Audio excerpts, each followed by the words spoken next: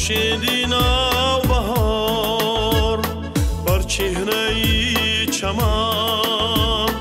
از شوقی سبز زار